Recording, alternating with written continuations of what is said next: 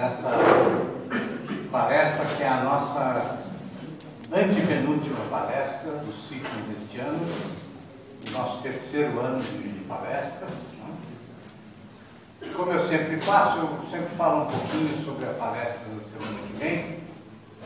E na próxima quinta-feira nós vamos ter, falando conosco, o Silvio Medeiros, que está aqui. Você não fica de pé para todo mundo te ver? O Silvio é um dos principais publicitários do Brasil, sem nenhum exagero. É um profissional que tem acumulado prêmios internacionais em todos os festivais de publicidade há muitos anos. Mas também, paralelamente a isso, é um intelectual, um grande palestrante. Se vocês procurarem no YouTube, ele tem alguns vídeos magníficos, não é? Ele faz, por exemplo, a análise sobre o Saul Alinsky, que é um pensador de esquerda norte-americano, que está na base aí de todo o pensamento esquerdista contemporâneo, não só nos Estados Unidos. Tem um outro vídeo ótimo sobre o David Horowitz, que é um outro intelectual norte-americano, mas que fez o processo inverso, né? Nasceu numa família de comunistas, ele próprio foi comunista e depois percebeu, por uma série de ocorrências na sua vida, o erro que ele estava cometendo e então mudou de posição política, né? E hoje é um dos grandes lutadores da causa anti-esquerdista nos Estados Unidos, né? Então o Silvio vai estar aqui conosco a semana que vem, né? Todo ano ele vem, já é o terceiro ano dele, e este ano ele vai falar sobre a questão da escola, né? Um título muito sugestivo da palestra, que é A Escola, ou o que restou dela, né? Então, quinta-feira que vem, eu espero vocês para a palestra do Silvio. E hoje, nós temos aqui a professora Fernanda Tactani, que também todo ano está aqui prestigiando o nosso ciclo, tá? A Fernanda dispensaria aí apresentações, porque é uma das grandes militantes do movimento pró-vida aqui no Brasil, tá? E também de toda a luta contra a ideologia de gênero, tá? A Fernanda é formada em História pela Universidade Estadual de Londrina, é professora de História e de Geopolítica nas redes pública e privada de ensino. Foi a representante da sociedade civil organizada na 45ª Assembleia Geral da OEA, em Washington, e é pesquisadora do Observatório Interamericano de Biopolítica, né?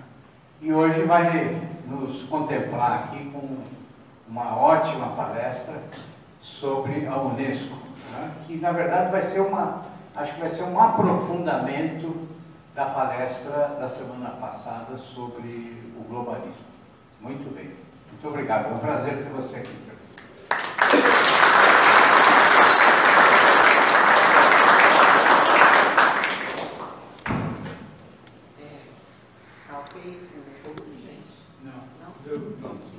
Eu sei que esse daqui só nasce a necessidade. Não, é uma pegadinha do Saul. Boa noite. Bom que a gente está aqui mais uma vez. Agradeço o convite do professor Rodrigo, agradeço a disponibilidade da paróquia, da Casa Paroquial aqui da Santa Generosa, e agradeço a presença de todos vocês. Esse ano, bom, quem conhece um pouquinho tanto o formato aqui da Santa Generosa e o trabalho que a gente vem desenvolvendo aí nos últimos anos no Brasil, sabe que há alguns princípios que são muito caros ao movimento pró-vida aqui em São Paulo. Entre eles, claro, tem a questão que é mais evidente, que é a defesa da vida, mas há também um outro que é o que eu tenho trabalhado ultimamente, que é a defesa do direito dos pais de educarem seus filhos. E é nessa seara que entra a minha palestra de hoje, porque o problema que o Brasil tem enfrentado, que o Brasil há de enfrentar ainda no futuro próximo ali, ao cruzar a esquina, é a questão das bases curriculares. Quem aqui quem aqui veio à palestra do padre José Eduardo? Dos que não vieram, por favor, assim, quem já ouviu falar alguma coisa, quem já ouviu algum burburinho, alguma oposição à base comum? É pouco, né? A gente precisa aumentar esse número de pessoas. A base, só para que vocês saibam, e fazendo essa explicação, uma espécie de introdução ao meu assunto, é um núcleo não, né? É um conteúdo que será obrigatório a todo o sistema educacional brasileiro, a todos os colégios, públicos ou privados, em todos os estados, em todos os municípios, para todos os entes federados, vamos dizer assim. Então, essa base será homologada agora, em novembro, se a gente não fizer nada, né? Em novembro ela será homologada pelo MEC, e ela representa a centralização, uma centralização absurda, inconstitucional e tirânica, totalitária, haja adjetivos, de todo o sistema educacional, de todo o fazer da educação, nas mãos de meia dúzia de burocratas lá de Brasília. É de Brasília que saíram todas as regras a respeito do que se ensina nas escolas do Brasil. Alguém aqui dos que nunca ouviram alguém reclamar da base, vocês tinham ouvido alguma coisa parecida a respeito? Era mais ou menos isso que explicavam para vocês quando falavam da base? O problema é que um aparato legal tão grande como esse, tão poderoso como esse, ele é um verdadeiro perigo, é uma arma apontada ao direito dos pais de educarem seus filhos. Porque aquela comunidade que é própria da escola, né? Aquela comunidade da qual fazem parte os alunos, a família e os professores, ela é atropelada por essa sanha controladora que desconsidera completamente a vida do aluno, as questões morais, as objeções, os incentivos, as sugestões que os pais possam querer dar à educação dos filhos e, como eu falei, centraliza tudo em Brasília. Não é à toa que essas coisas estão acontecendo. Não é acidente de percurso, não foi alguém que teve uma ideia espivetada e que acabou passando e agora nos deparamos com essa questão da base curricular para normatizar todo o ensino no Brasil. Gente, imagina, um país continental como o nosso, 200 milhões de habitantes, e você vai ter um único currículo para todos os alunos, de realidades tão díspares como uma megalópole como São Paulo e, sei lá, o interior do Pará. Tudo o mesmo currículo, todo do mesmo jeito, tenta ensinar aquilo.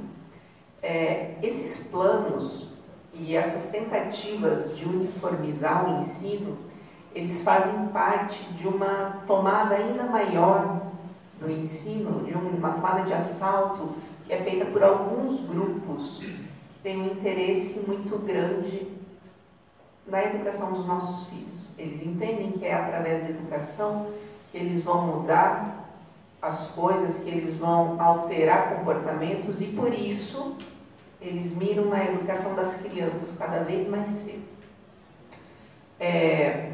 Para poder esclarecer um pouco mais as pessoas, eu não vim aqui falar da base. Quem falou da base, com muita autoridade, foi o padre José Eduardo. Mas para a gente entender melhor esses movimentos, se faz necessário a gente entender os agentes. Quem está agindo? Quem está propondo? Quem está pressionando? Quem está mandando consultores? E a minha palestra hoje é uma tentativa de responder a essa pergunta. Quem são os agentes? Eu não vou falar de todos os agentes que tentam pressionar e manipular, interferir no processo educacional dos nossos filhos. A gente não tem tempo e eu também não estudei para falar sobre todos, eu não saberia falar. Do que eu estudei e do que o tempo nos nos possibilita, eu gostaria de falar de um em especial que nasceu justamente para isso, que é a Unesco. A Unesco é um dos tentáculos da ONU, né? É uma dessas grandes agências da ONU, junto com a FAO, a OMS, são agências assim de grande porte, até em termos burocráticos mesmo falando, e ela nasceu com o intuito de justamente ser o escritório responsável pela educação. Vou passando aqui. Poxa, eu acho que ficou cortado, né? Será que tem como diminuir um pouquinho?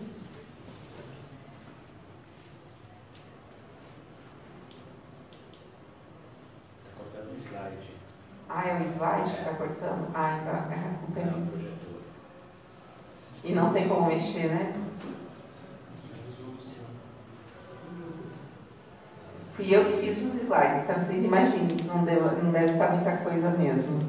Não, então deixa, eu só ia colocar lá aqui. Pode voltar, será que consegue? Alguém que tem habilidades extremas no Windows, sabe mexer com resolução? Não, porque ele Não ele está precisa. cortando o topo, senão a gente estaria vindo ali em cima. Né? Ali ele só vai mexendo no enquadramento. Temos um voluntário. Ele é feito em PowerPoint? É PowerPoint.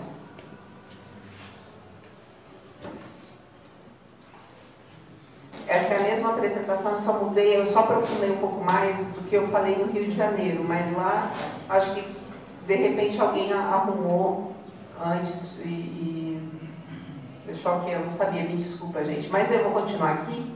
Está escrito lá é o seguinte, é o slogan da Unesco: Building Peace in the Minds of Men and Women.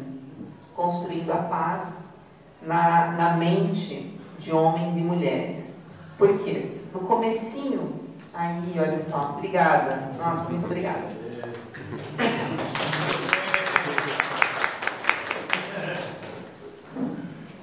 Esse, como eu falei, é o slogan da Unesco, né?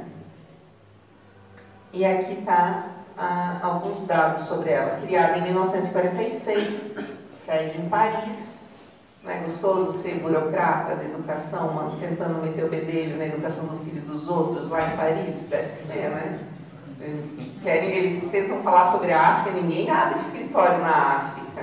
Tentam fazer controle populacional na Ásia, ninguém vai morar nos países do terceiro mundo da Ásia. Eles ficam lá de Paris, lá da Suíça, lá de Nova York, tentando, né? Genebra, tranquilo. Então aqui, o primeiro presidente da Unesco é um senhor que talvez vocês até já conheçam. O nome dele é Julian Huxley. E ele é o responsável pelo documento que eu estou usando de base para fazer essa reflexão aqui com vocês hoje. Esse documento se chama Unesco, Its Purpose and Its Philosophy, que norteará as discussões a respeito de objetivos e estratégias do órgão. Imaginem o caos institucional pós-guerra. Vários países não existem mais, né? Foram varridos do mapa. Você tem o Estado soviético, o imperialismo soviético a toda. Aliás, a esquerda sempre fala de imperialismo americano. Eu não lembro dos Estados Unidos terem invadido um território de alguém, mas eu lembro dos soviéticos, dos russos terem invadido o território dos húngaros, né? Terem tomado de assalto a Polônia, todo o leste. Quando você fala, tem imperialismo, entendi. É mais ou menos feito o que a Rússia fez na Europa, no leste europeu. Aí eles ficam meio sem saber para onde ir. Mas, enfim, tentem imaginar todo esse cenário caótico, esse vácuo de poder, né? Esse enfraquecimento até do Estado-nação, em que ele dá uma fraquejada naquela hora. E você já tem um outro grupo de poder pronto para mostrar qual vai ser a solução para que nenhuma guerra aconteça novamente, para que os horrores da Primeira Guerra não aconteçam. É sempre assim, né? A Liga das Nações é para curar, entre aspas, os horrores da Primeira Guerra. Aí vem a Segunda Guerra, daí eles vêm com tiram da cartola outra vez uma solução, que a solução, assim, por algum acaso, passa por dar praticamente todo o poder a eles, né? E eles chamam de ONU, a ONU vai acabar com todas as guerras. Então, nessa bagunça que você tem a criação da Unesco em 46. E esse documento aqui, ele é um documento que é assim a alma da Unesco. Ah, bom, ok, formamos a ONU, né? Tem a ONU está ali naquele começo, aquela bagunça sem muito dinheiro também, teve que, não é assim tão fácil você obter, não é ao menos tão fácil obter dinheiro, então pensaram a Unesco. E o que faremos com a Unesco? Como vai ser? O que vai deixar de ser? Bom, a resposta ela vai ser procurada justamente nesse documento aí, que foi redigido pelo Huxley. Vocês conhecem o irmão, provavelmente, dele, do Julian, que é o Aldous. Eu quero que vocês assim, tentem imaginar depois, agora, e principalmente depois voltando para casa, quem aqui é de departamento de faculdade, ou de órgão público, mesmo assim nessas lutas aí de áreas de poder, imaginem qual é o grau de contatos que você precisa ter para num mundo destroçado, num pós-guerra, em 1946, você conseguir ser o primeiro presidente da Unesco. Quantas conexões você precisa ter com operadores do poder para você conseguir esse cargo, para você conseguir fazer valer a sua visão de mundo dentro de um órgão como a Unesco, um órgão que se propunha ser o controlador de toda a questão cultural, de todo o pensamento. Esse é o Huxley, o Julian Huxley, um senhor com muitos contatos, com muito poder, dessa elite que não dá muito as caras, é uma elite mais discreta, não disputa eleições, não participa de debates públicos, fica atuando ali sempre nas sombras, né? É esse senhor aqui, ó, 1975, ano da morte dele. E quem era o Huxley? O Huxley, fundamentalmente, era um eugenista. O avô dele, eu vou passar, pode ficar tranquilo que eu passo a parte, vou deixar aqui. O avô do Huxley, ele foi o Dog de Darwin. Vocês já ouviram essa expressão? O avô dele foi quem ajudou muito a fazer, porque a teoria da evolução, e isso eu não estou entrando, eu não estou contestando ou não, né? Eu não tenho essa capacidade aí de fazer uma palestra para vocês mostrando porque a teoria da evolução é verdadeira ou falsa. Não é o ponto que eu vou tratar aqui. Mas quando você vai fazer uma história da ciência e você vai lá ver os debates a respeito da teoria da evolução, não é como muita gente pensa hoje. O que as pessoas imaginam? Que a teoria foi apresentada, aquela hipótese foi apresentada e que toda a academia, toda a comunidade acadêmica se rendeu aos fatos e falou assim, não, realmente aqui está a verdade, vamos deixar de começar a falar sobre outras coisas, porque qualquer coisa que não seja a teoria da evolução para explicar a vida no planeta é pura balela. Não foi assim que aconteceu. Houve muita pressão. Sabe o que acontece hoje com a questão climática, com o aquecimento global? Claro, hoje muito mais profissional, mas de uma maneira incipiente, de uma maneira quase que rudimentar. Foi isso que aconteceu no debate na sociedade inglesa a respeito da teoria da evolução. E um dos grandes defensores do posicionamento do Darwin, de que ajudou a perseguir, como eu posso falar, tentar sabotar o trabalho alheio, foi o avô do Huxley. Então ele é um evolucionista, não assim por ter conhecido, por ter lido e gostado, ou quase que por ter tropeçado na teoria. Há toda uma tradição na família dele de defesa do evolucionismo. E essa tradição, fica muito claro que lá pelas tantas ela sai da esfera meramente biológica e ela vira um evolucionismo social.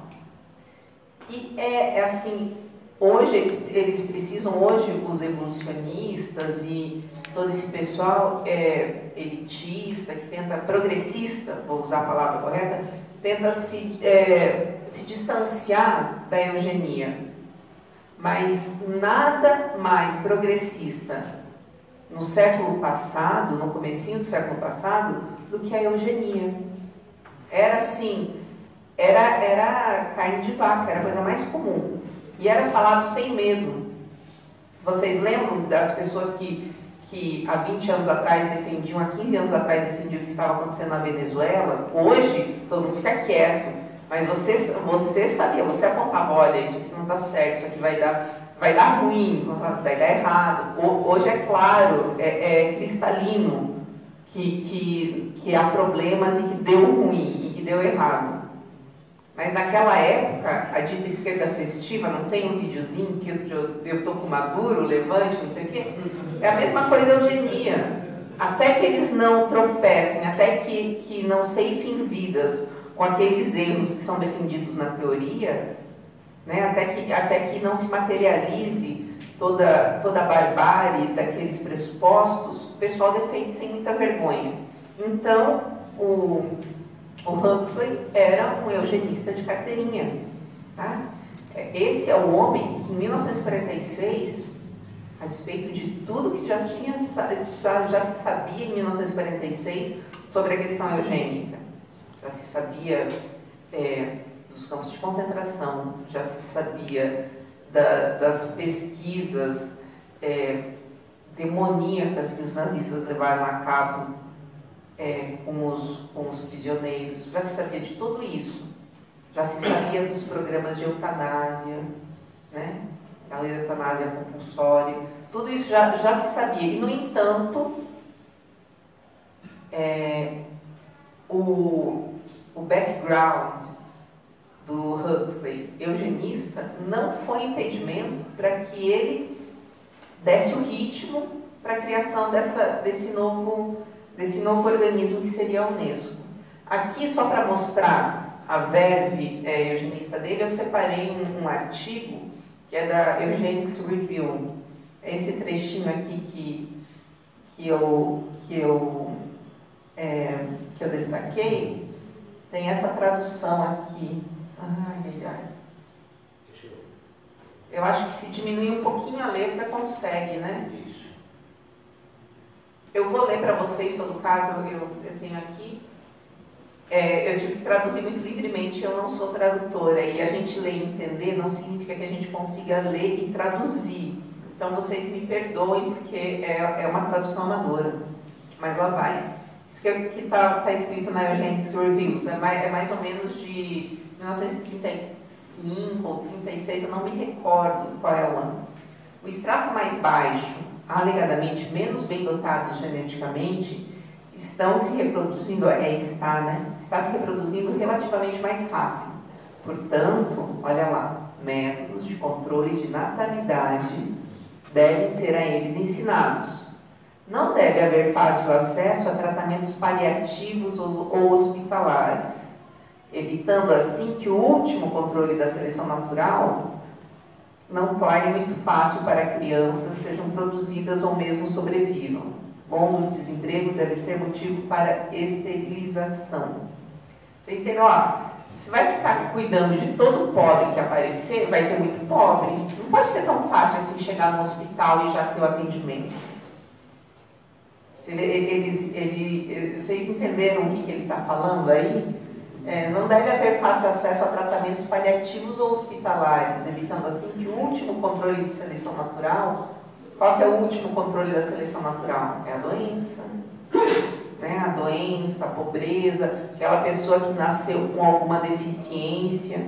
Não é uma doença, é um controle. Vem à mente de vocês o caso do menininho Charles Gard? a gente se pergunta, meu Deus, como assim 2017? Horas. O que vocês acham que mudou da década de 30 para cá? Tiraram aquele bigodinho fora de moda, não marcham, estão um pouco mais sofisticados na argumentação, só isso. Os princípios estão todos ali, tá bom? Esse é, como eu falei, o fulano que conseguiu, isso aqui ele escreveu e 10 anos depois, mais ou menos, ele estava lá presidindo a Unesco, presidindo as sessões plenárias que formariam a primeira Constituição. Esse texto é esse texto que eu vou passar, né? Que eu vou passar depois, que a gente vai analisar, é o texto base para a construção da Constituição da Unesco. Então, aqui, 2 objetivos maiores da Unesco. 1, servir aos fins e objetivos das Nações Unidas, e o fim e os objetivos das Nações Unidas, da ONU, é a criação de um mundo mundial. E 2, promover todos os aspectos da educação, ciência e cultura no sentido mais amplo de tais palavras. É muito interessante porque ele sempre fica batendo na questão de que é no sentido mais amplo, tá?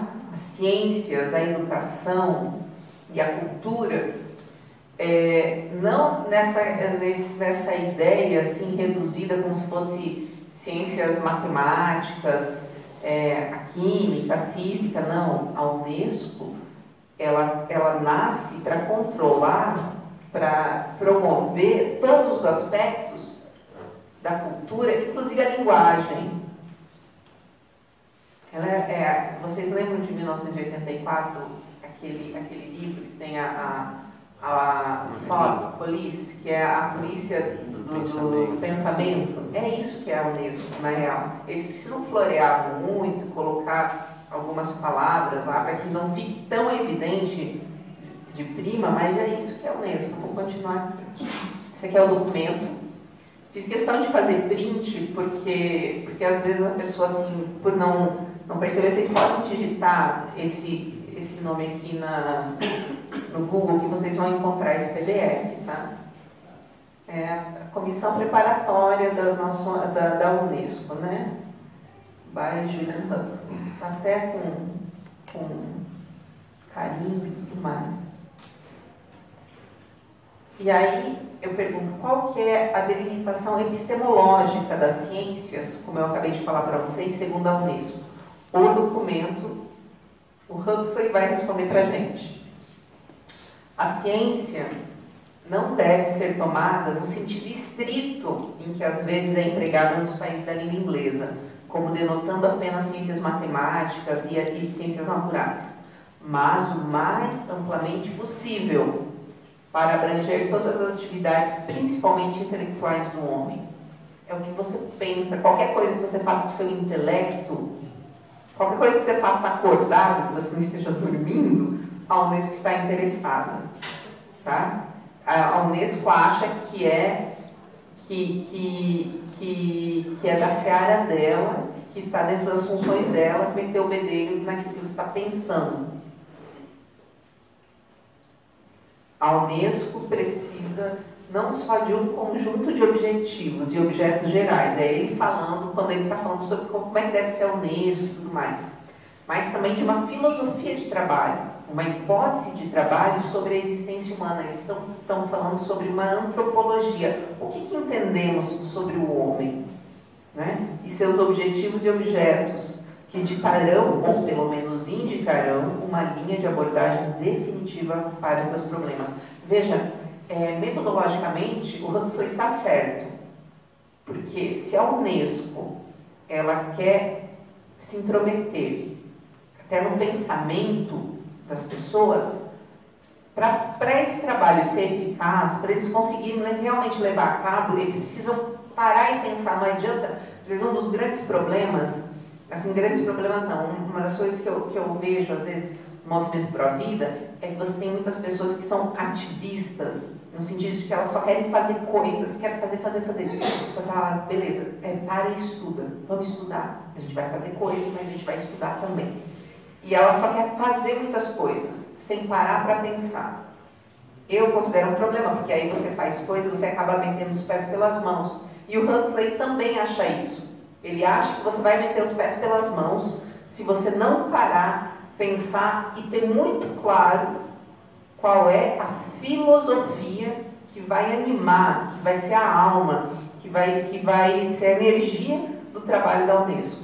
Então é isso que ele está falando aqui, ó. Vamos começar só para ver quem vai para o cargo tal, como é que a gente vai fazer uma escolinha em tal lugar. Não é isso. Aqui a gente precisa falar qual vai ser a filosofia que a gente vai escolher para nortear todos os nossos trabalhos. E aí, eu não coloquei aqui, mas aí ele vai falando assim, será que seria o cristianismo? Ah, mas tem tanta gente que não é cristão. Será que seria o hinduísmo? O judaísmo? Eu acho que não pode ser alguma coisa que esteja ligada a uma religião. Aí ele fala assim, daí ele continua argumentando. Mas também não dá para ser um materialismo. Por quê? Porque eu acho que eles entenderam que realmente o materialismo, ele é muito... como eu posso falar? Ele não é natural do homem. O homem tem escrito no coração um desejo por Deus. Então, aquele materialismo, aquele imanentismo próprio, por exemplo, dos sistemas comunistas, que ele estava vendo, que ele era, né, imagina uma pessoa que consegue transitar nessas esferas de poder, sabia muito bem o que acontecia na União Soviética, sabia muito bem o que acontecia no leste europeu. Então ele fala assim, esse sistema não vai dar certo. As pessoas vão acabar se revoltando porque elas têm uma necessidade de Deus. Então o que a gente vai fazer? É um humanismo, mas que tipo de humanismo? E aí ele vai tentando responder como é que ele vai lapidando uma resposta, ele vai tentando procurar uma resposta para essa pergunta, para essa necessidade, que ele fala, olha, sem uma filosofia muito forte, a gente vai nadar e morrer na praia. A gente precisa saber quem a gente é, o que a gente quer, para a gente poder entender que caminho seguir. E aí ele continua aqui.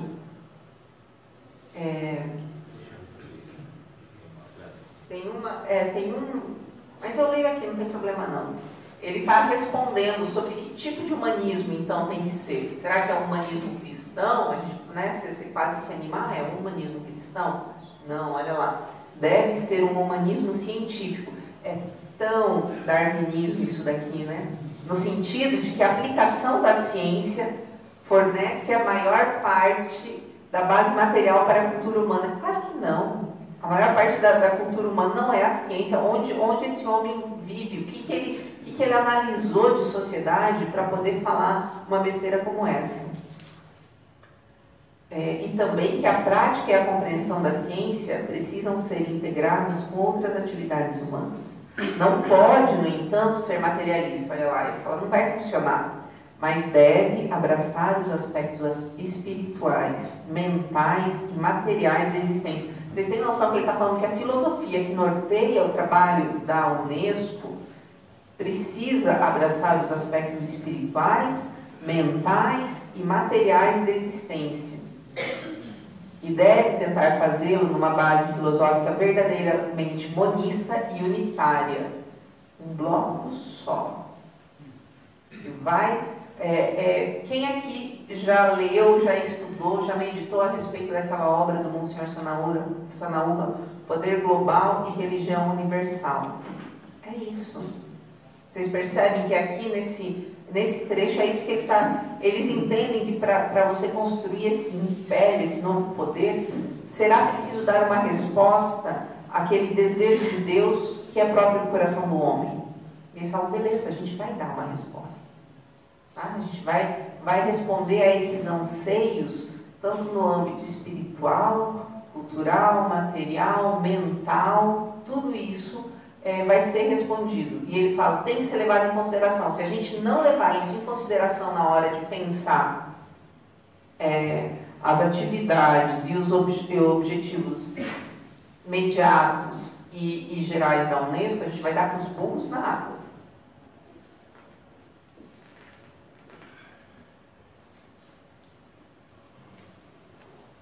Ele continua aqui. Por fim, deve ser um humanismo evolucionário, em oposição ao ideal humanista estático. Qual é o ideal humanista estático? Gente, qual é o ideal humanista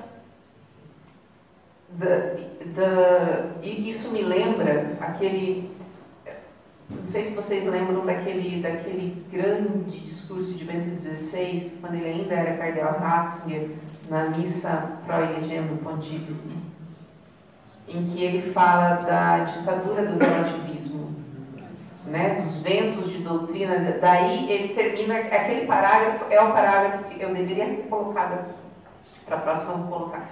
É o parágrafo que mais nos impacta, né, que fala assim, vive-se uma verdadeira ditadura do relativismo, que não toma nada por absoluto.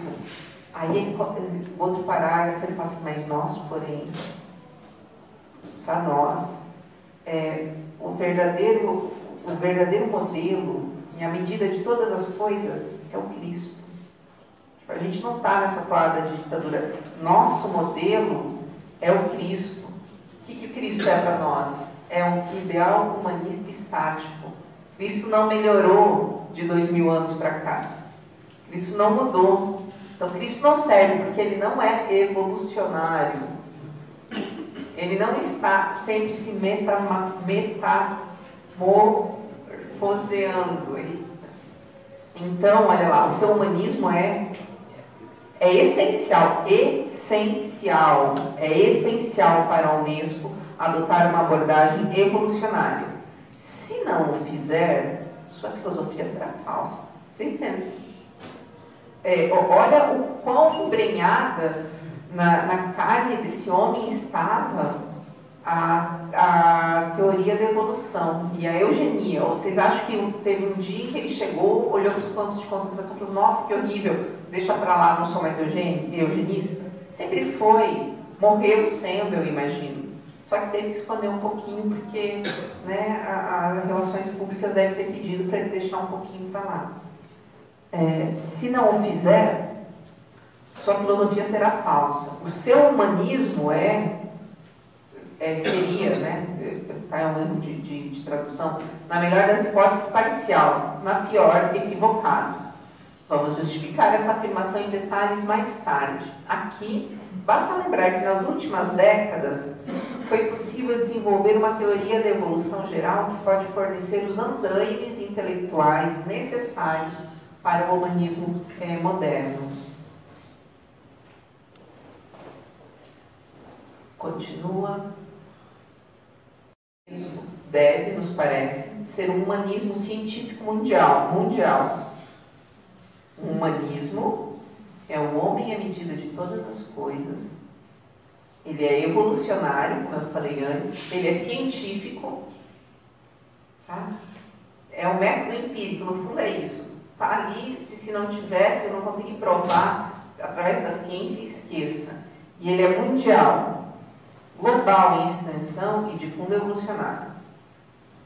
Quais são as outras implicações práticas e teóricas de tal perspectiva? Devemos examinar isso detalhadamente antes de analisarmos as atividades da Unesco, seção por seção. Vocês viram como ele dá uma importância muito grande a essa discussão filosófica. Deixa para depois o que vai fazer cada coisa, cada departamento, isso daí a gente cuida depois. Primeiro vamos tratar, e nisso ele está certo, tratar de definir a filosofia do nosso trabalho. Nosso trabalho vai ser um mero desdobramento dos princípios filosóficos, e é isso que acontece com a Unesco.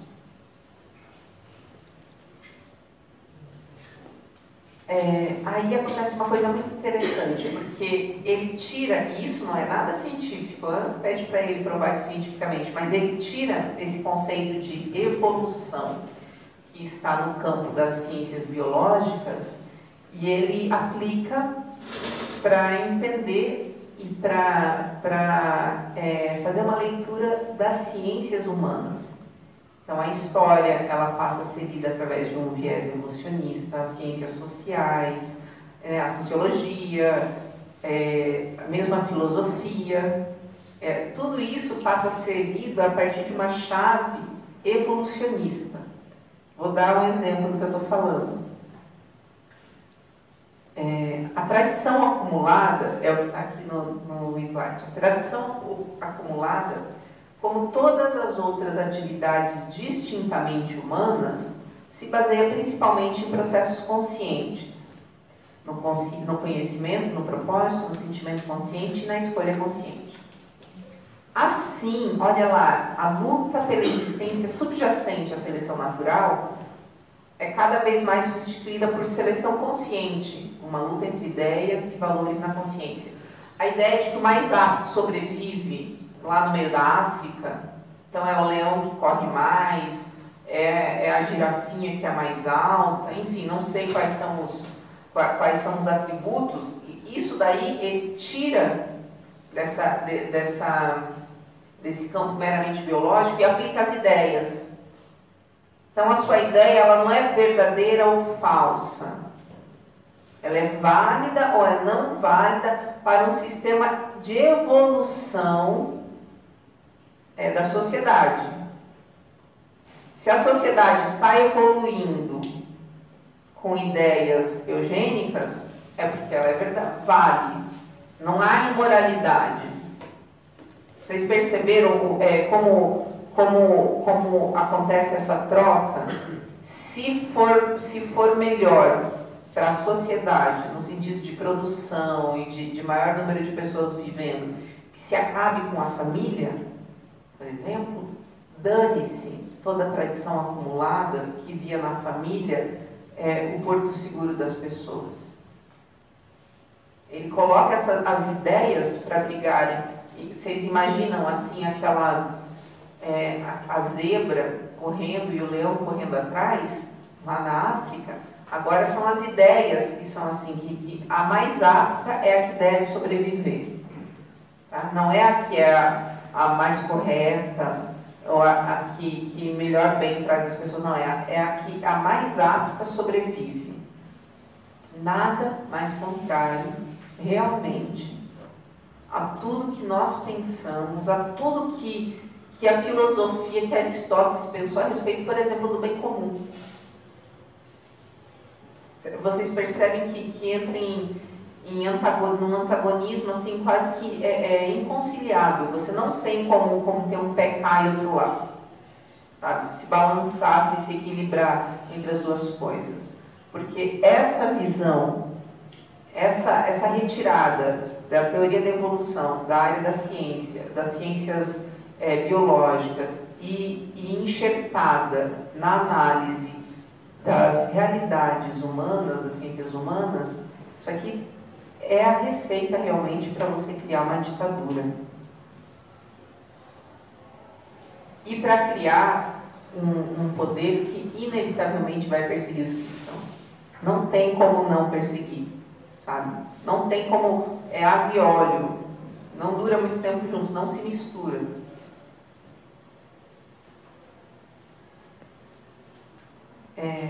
A análise do progresso evolucionário nos dá certos... Calma aí, deixa eu voltar. Tradição acumulada.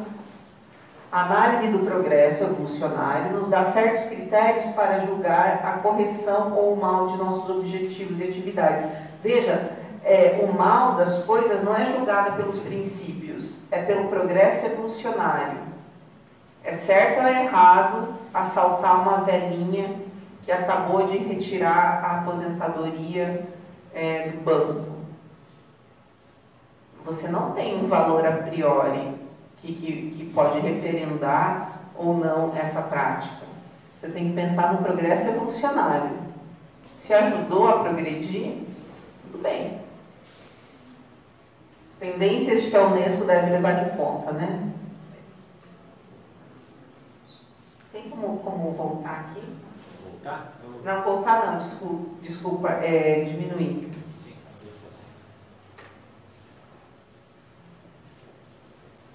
Esse é muito interessante porque é um exemplo que ele mesmo vai dar da aplicação desse...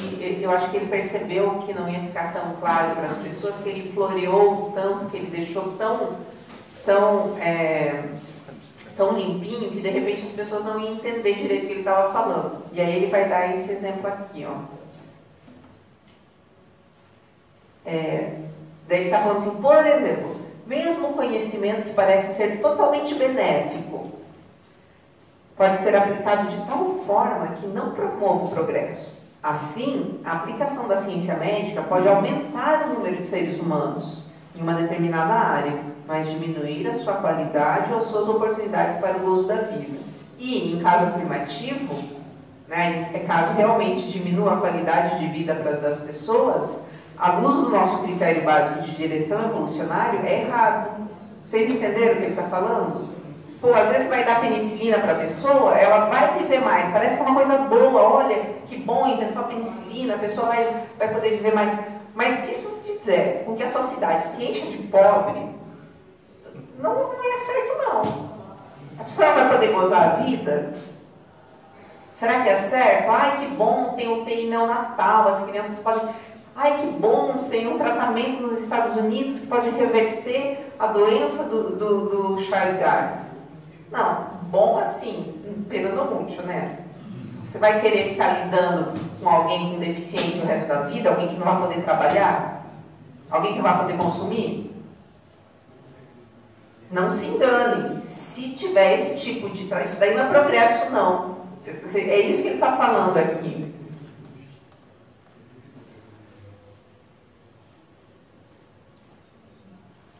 Não precisa mudar, não. Eu consigo ler aqui. Está aqui com as cópias. Aí ele fala, ele continua nessa toada. Deixe a Unesco ter uma visão clara sobre este assunto. Aí ele fala assim, vou esclarecer mais ainda. Não me venham falar que eu estou distorcendo as palavras dele, ou que não é mais assim. Isso aqui ele falou que era o core, que era o coração do negócio. Entender a filosofia, ele explicou a filosofia, e daí, com medo de que as pessoas não entendessem a filosofia, ele deu exemplos de aplicação desses princípios filosóficos. É ele que está falando aqui. Deixa a Unesco ter uma visão bem clara sobre esse assunto. Deixa a Unesco esclarecer bem para você o que a gente está falando. Ó, vê se você entende. A quantidade é importante, mas como meio, uma base para a qualidade. É verdade que não se poderia dar continuidade a uma civilização moderna com uma população do tamanho de uma tribo.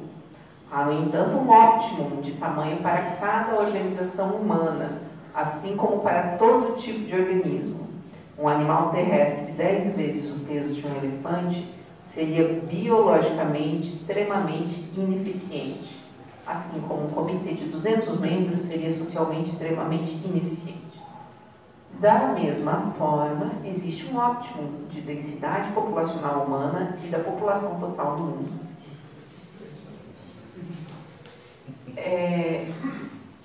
Veja, para ele, não tem diferença, sabe? De um vírus, uma ameba, um elefante, uma pessoa. Tudo assim... ele trata, vocês viram que ele sempre vai fazendo exemplos, é próprio, você vê assim que tem uma pegada, né, umas pistas que você fala assim, o cara é eugenista, o cara realmente é evolucionista. Porque é como se realmente o ser humano não tivesse aquilo que a gente preza tanto, que é a dignidade da pessoa humana. Não, você é alguma coisinha, um rato um pouco melhorado, é isso que você é. É mais ou menos isso que ele está falando aqui é mais ou menos isso que ele pensava e que norteou, como eu falei, os trabalhos da Unesco. A gente tem 1h30, é isso? A gente tem mais 45 minutos. Tá. 40. E daí... Depois abre para pergunta. Tá.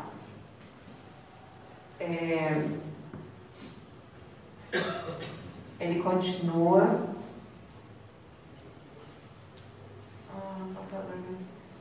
Assim, aqui, então, eu vou fechar esse tema. Convido todos a lerem esse documento. Não é um documento muito grande, tá? Vale a pena vocês lerem. Mas agora eu fecho essa questão, que é uma questão assim, bem de base, que é a filosofia. E aí, em cima dessa base, ele vai assentar uma outra camada. Que ela está mais... Agora, ela sai um tanto dessa filosofia, ele vai aplicar essa filosofia à organização política. Tá? Então, passou aquela camada de filosofia, vem a segunda camada, que é de política. E aí ele vai começar a falar da organização do poder no mundo e como que a Unesco entra nesse esforço de organização. Continua. Por conseguinte, olha lá, embora a unificação política em algum tipo de governo mundial seja necessária para a consecução definitiva deste estágio, a unificação nas coisas da mente não é somente necessária, mas pode haver caminhos para outros tipos de unificação. Assim, no passado, as grandes religiões unificaram os pensamentos e atitudes de grandes regiões da superfície terrestre. E nos últimos tempos, a ciência, tanto diretamente através de suas ideias, como indiretamente através de suas aplicações no encolhimento do mundo, tem sido um fator poderoso no direcionamento dos pensamentos dos homens sobre as possibilidades e a necessidade de uma unidade mundial completa. Vocês lembram? Monista e unitária é um bloco, tá? Não tem... Hoje eles gostam de brincar de diversidade porque essa é uma arma estratégica deles. O dia que acabar, que não houver mais necessidade disso, meu filho, acabou essa palhaçada de diversidade. É monista e trinitário, como ele falou aqui, ó.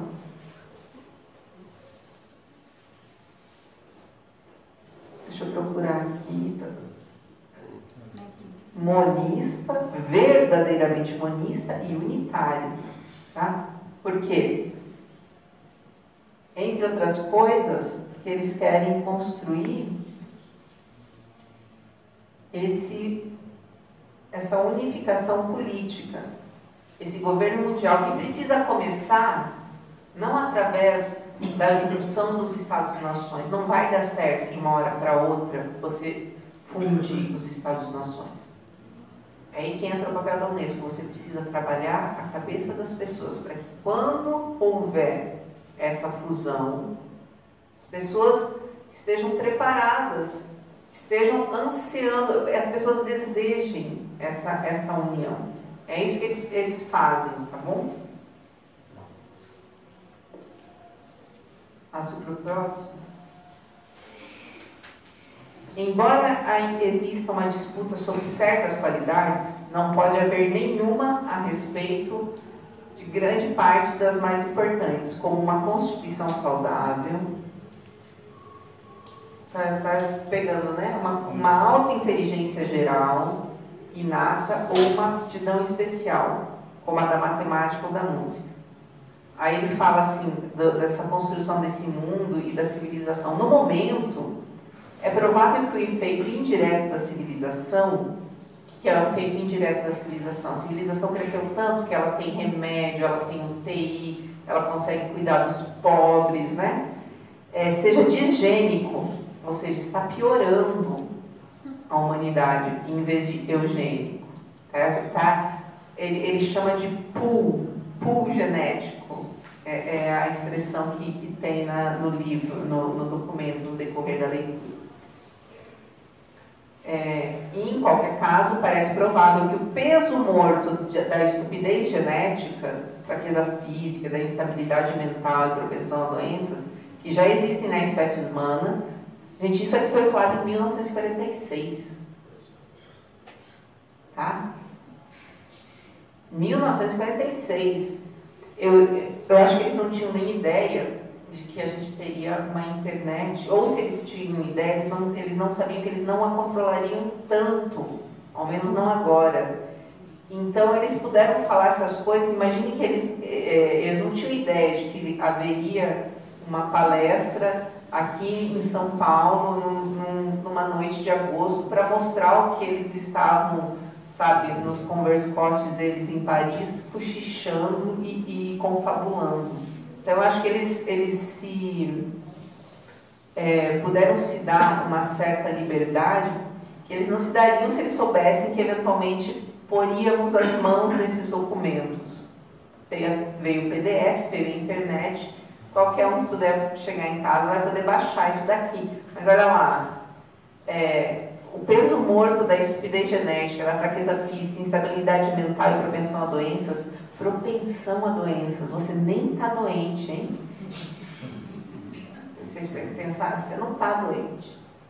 Mas, ó, 70% de chance, sei lá, de você ter diabetes, de você não conseguir, sei lá, ter um problema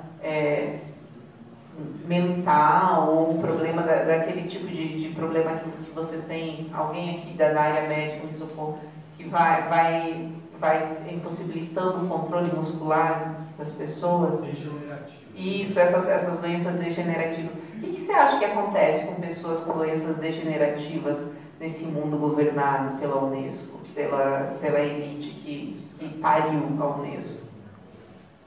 Trabalha até quando conseguir, depois, ó. É óbvio, aí aqui eu faço um parênteses, que a gente está chegando nessa situação, né? É um caminho assim até natural. Poxa, essas crises previdenciárias, não existe uma crise previdenciária. Existe um sistema previdenciário que nunca funcionou e nunca funcionará, e existe a colheita dos frutos do controle populacional. Então não é uma crise que está acontecendo agora e que depois sempre vai ser assim, gente. A única solução é matar essa velharada. É isso que eles pensam. Tem essa. Você está aí, para de trabalhar com 65 anos e vai viver até os 90? Tem cabimento um negócio desses? Sendo peso morto para a sociedade? Não tem. Eles podem falar assim? Não podem. O que eles podem fazer? Eles podem olhar para você e falar: você tem o direito de não ficar apodrecendo aos poucos. Você tem o direito de ter uma morte digna. Imaginem que as universidades hoje, elas são assim, mercados, sabe? Você tem uma receita na cabeça, eu preciso comprar farinha, tomate, manteiga, você vai lá e pega o que você precisa. Então eles precisam, como eles precisaram do aborto num certo momento, como eles precisaram da ideologia de gênero, eles foram lá naquele hospício que se chama universidade, eles conseguem encontrar uma ideologia que defenda qualquer coisa. Ah, essa serve. O que eu faço? Dá aí umas 1000 bolsas de estudo em Nova York para esse povo. Monta aí uns 500 coletivos. No tempo certo, e que infelizmente a gente já começa a ver, o que eles vão fazer? Começar a montar grupos que defendam, começar a financiar grupos que defendam, por exemplo, a eutanásia. Porque é isso aqui, ó. É propensão à doença. Você tem o direito. Não teve um filme, eu não cheguei a assistir, mas um filme que todo mundo fala Como Eu Era Antes de Você, né? Uma coisa super romântica a respeito da eutanásia e da muda. Gente, como assim que você romantizou um ato tão antinatural como a eutanásia? E, no entanto, é preciso, porque o sistema deles é esse.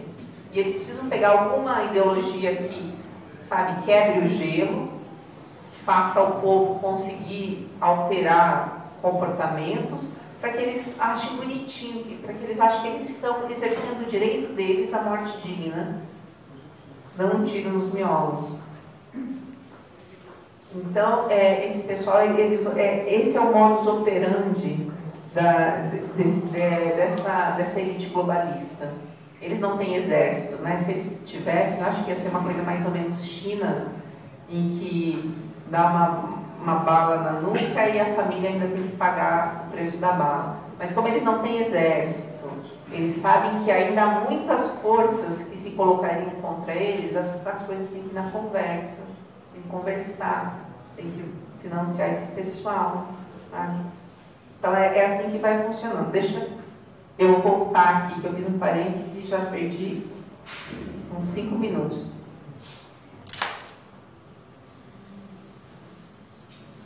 Aí ele continua. Pode deixar que eu leio aqui. Assim, embora seja bem verdade, olha lá como ele tinha ciência das coisas, que qualquer política eugênica radical será, por muitos anos, politicamente e psicologicamente impossível. Claro, né? 46, todo mundo sabendo o que aconteceu na Europa. será importante para a Unesco ver que o problema eugênico seja examinado com o maior cuidado, que a mente pública seja informada das questões em jogo, de modo que muito do que agora é impensável possa pelo menos se tornar pensável. Eu sei que a gente não tem clima, o Hitler errou a mão, fez umas coisas aí que não dá para fazer agora. Eu entendo, eu sei que não, sabe, não dá, gente.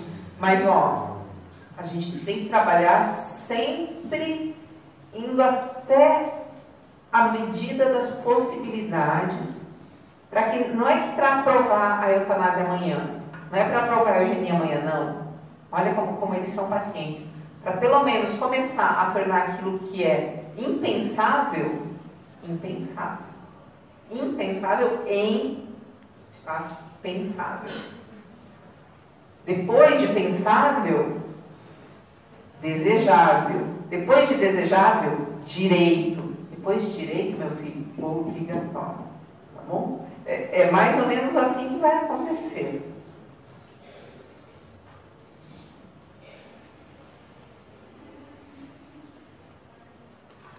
Um outro item que a Unesco deve colocar em seu programa o mais rápido possível, olha, gente, que interessante, porque daí ele está todo lá paciencioso, filosofia, vamos, calma com esse ativismo que mete os pés pelas mãos, mas quando ele viu, eu acho que ele imaginou uma oportunidade, ele falou assim, ó, tudo bem, a gente tem que ir devagar, mas tem esse determinado assunto aqui, que a gente tem que pegar a crista da onda, que é o quê? Um outro item que a Unesco deve colocar em seu programa o mais rápido possível é o estudo da aplicação da psicanálise e outras escolas de psicologia profunda, no sentido de mexer, né, com a educação. Se pudéssemos descobrir alguns meios de regulação do processo de repressão e seus efeitos, aqui a repressão própria é um termo psicanalítico, né? Conseguiríamos, sem dúvida, ser capazes de tornar o mundo mais feliz e eficiente, é o que importa. Isso significaria uma extensão da educação desde a pré-escola até o momento da amamentação. Aqui eu não consegui achar o termo muito bem, ele fala de nursery. Então, assim, desde que não seria amamentação, mas é isso, é um bebezinho de colo. Ele fala assim, olha, se a gente conseguir essa coisa nova que surgiu aí, a psicanálise, né, lembra? Psicanálise década de 20, 30, então, também você não tem grandes versados, ela não se espalhou ainda, né, apropriadamente, assim, ainda é uma moda, é uma novidade. No entanto, você fala, mas aquilo ali, olha, eu acho que aqui dá jogo. Hein? Se a gente pegar isso aqui, vai ser bom pra gente. A gente precisa trabalhar nisso aqui. Não sei como. Vamos montar uns grupos de estudos para entender, para ver como é que a gente vai aplicar. Se a gente conseguir trabalhar nesse campo, nessa nova área de atividades, a gente vai conseguir interferir na educação desde quando a criança está no colo, é uma criancinha de um bebezinho de colo. Percebam, eu não vou entrar, não é o objeto da minha palestra hoje, mas tem tudo a ver. Daí depois a gente vai ter, anos depois a gente tem quem? A gente tem o Pascal Bernardin, mostrando exatamente como eles se aplicaram a esse apontamento do Huxley, foram lá correr atrás de entender o que raios é esse negócio de psicanálise, de psicologia, e aplicaram isso à educação. Então, eu imagino assim, eu não tenho tempo e também não estudei, não estudei de maneira apropriada, mas eu acho que um desdobramento assim, lógico dessa palestra, dessa conversa que a gente está tendo hoje, seria estudar Pascal Bernardin. Lá está a aplicação dessa chamada de atenção que o Huxley fez. Lá você vê a aplicação. Aí, bom, eu termino aqui a exposição a respeito do documento do Huxley. Espero que tenha ficado assim um pouquinho claro para vocês. Se não ficou, depois a gente tenta esclarecer mais um pouco. Agora eu queria entrar, e essa é uma diferenciação que eu faço com o que a gente conversou no Rio, por conta do que a gente está passando aqui, que é a questão da base curricular, eu queria falar um pouquinho dos movimentos que estão acontecendo no mundo afora para a implementação de currículos únicos também nos outros países. Aconteceu no Japão e eu acho que todo mundo aqui deve ter ao menos ouvido falar, está em andamento nos Estados Unidos com o Common Core, né? O Common Core está sendo derrotado em vários estados nos Estados Unidos, já se negaram a fazer parte do esquema. Ele por ser inconstitucional perante a lei americana, porque a lei americana fala que a União só pode tratar daquilo que a Constituição explicitamente delegou à União. E como a Constituição não delega, em momento algum, a questão educacional à União nos Estados Unidos, se entende que automaticamente a organização educacional é atribuição dos estados.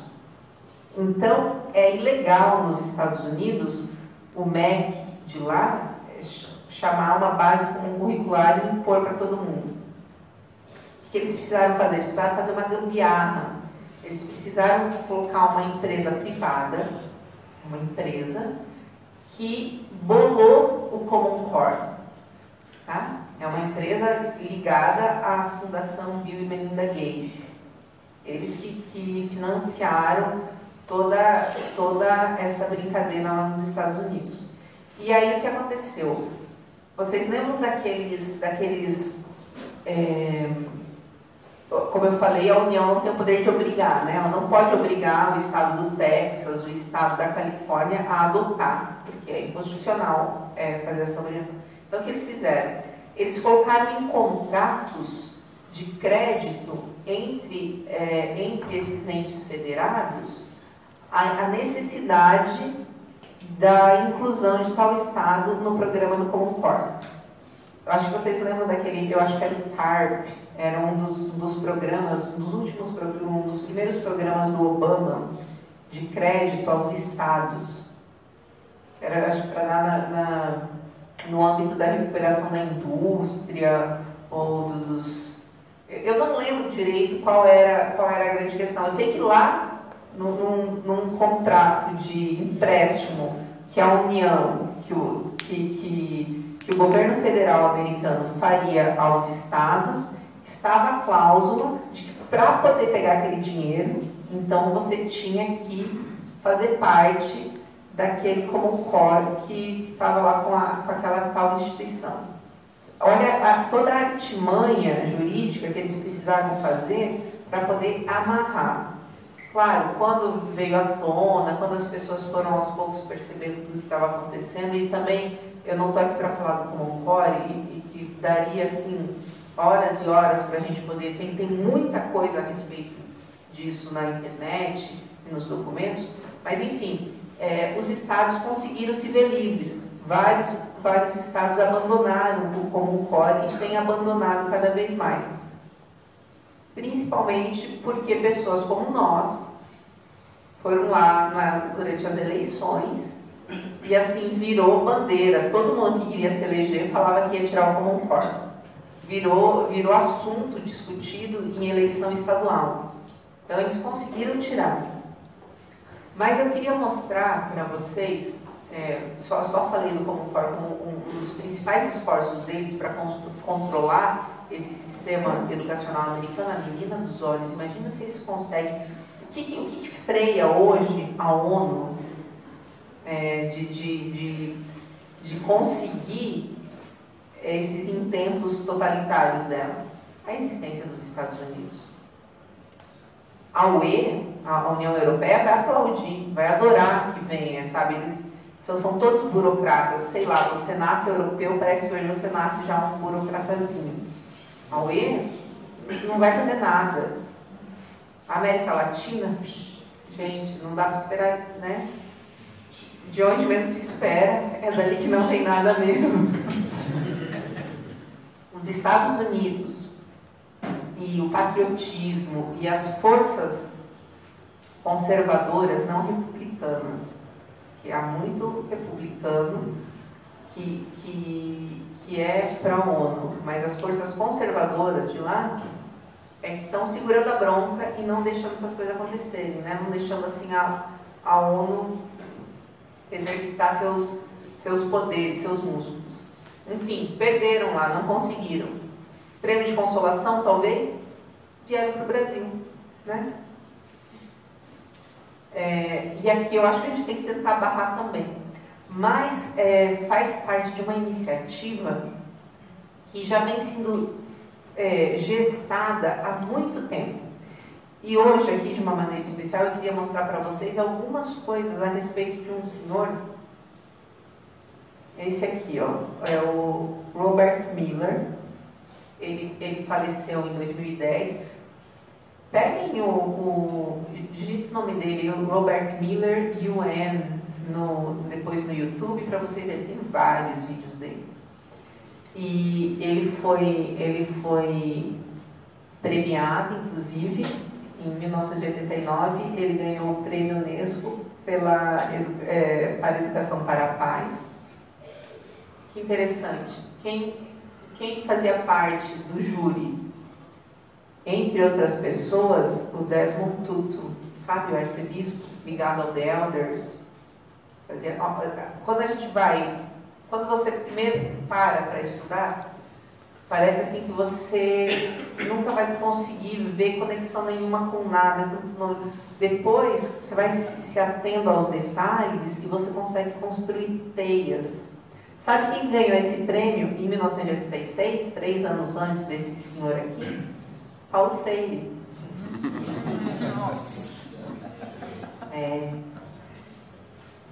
E ele era um alto mandatário da Unesco, trabalhou a vida dele inteira lá. Quando ele foi receber esse prêmio, ele fez um discurso, né? Um discurso de agradecimento, e daí lá ele conta que ele foi trabalhar para a ONU, para as Nações Unidas. Ele nasceu naquela região da Alsácia-Lorena, sabe? Está sempre em disputa ali, tanto pela Alemanha quanto pela França. E aí ele fala que o sonho dele era ver aquelas fronteiras caírem. Né? Então você vê que ele não quer pelo Estado Nacional, pelo Estado-nação. E aí ele fala que ele foi trabalhar e que trabalhou a vida inteira lá. E ele é o criador daquilo que se chama de Global Education. Ele criou um negócio chamado World Core Curriculum, um currículo mundial. E aí eu não vou entrar na obra dele, porque senão não vai dar tempo mesmo, o Rodrigo vai expulsar a gente daqui, mas eu gostaria de pontuar só para vocês perceberem, sabe, só para vocês pegarem assim o andar da carruagem, algumas coisinhas que ele falou coisa boba, nesse discurso de agradecimento do prêmio dele em 1989. É só isso que eu vou mostrar para vocês. Ele fala assim que os meios de comunicação, ele vai falando dos sonhos, é uma coisa assim, é uma coisa meio brega, sabe? I have a dream, parece que ele tenta emular alguma coisa assim. Daí, dos sonhos que ele tem. Ele vai enumerando, no sonho que eu enumerei, falava, sonho número 7, sonho número 8, sonho número 9. Daí o número 7, para vocês terem uma ideia, é esse daqui. Que os meios de comunicação que têm um papel importante como educadores seguirá o exemplo de Ted Turner, de 1989, ele falou isso daqui, tá? É só o fulaninho da fake news. E irá informar, ensinar, ilustrar e fazer o público participar na construção de um mundo melhor. Em particular, olha lá, ai, que coisa meiga, é imperativo. Oi? É imperativo. Acho assim, né? Ai, eu tenho um sonho que seja imperativo. Meu filho, né? Assim, não, as coisas não casam. Eu tenho um sonho que eu possa marchar sobre Roma com camisas negras. As coisas perde um pouco até essa singeleza. Ele começa falando dos pássaros. É imperativo que informem o público do mundo a respeito das realizações e trabalho construtivo do sistema das Nações Unidas. Aí ele continua. Eu sonho que um progresso substancial dos brinquedos pacíficos e aplaudo o recente acordo entre o governo da Suécia e fabricantes de brinquedos. Ai, gente, desculpa, tá um deles, eu fiz hoje isso daqui. Daquele país que não mais produzirão e venderão brinquedos de guerra e violência, porque o instituto dele, Instituto pela Educação, pela Paz, uma coisa assim, ele trabalhou muito na Suécia. Aliás, esse senhor, ele foi organizador da primeira conferência sobre clima que se deu na Suécia, em Estocolmo, em 1972. Aí depois, lá pelas tantas, na obra dele, ele vai falar do que ele espera que aconteça nos 20 anos, que seria a Expo 92 aqui, né? Então ele tem assim um trabalho, muita coisa que ele desenvolveu na Suécia. Eu não sei ainda porquê, eu não conheço assim os meandros, mas é muita coisa na Suécia. E aqui deve ter sido um acordo que ele fez, né? Que ele deve ter ajudado a costurar esse acordo para que os fabricantes de brinquedos não façam mais arminhas. Vocês veem de onde vem essa história toda que a gente até hoje lida com essa encheção de saco, com essa intromissão? Poxa, como é que é? Esse fulano quer escolher qual é o brinquedo que o meu filho vai ter? Tá? A fulaninha do Instituto Alana quer escolher qual é o brinquedo que meu filho vai ter ou não? Então, vocês veem que é desse pessoal que vai saindo essas ideias, tá?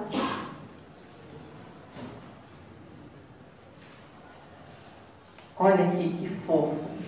Eu sonho que a Unesco irá estudar e recomendar nos anos 2000 um núcleo curricular mundial a ser aplicado por todas as nações.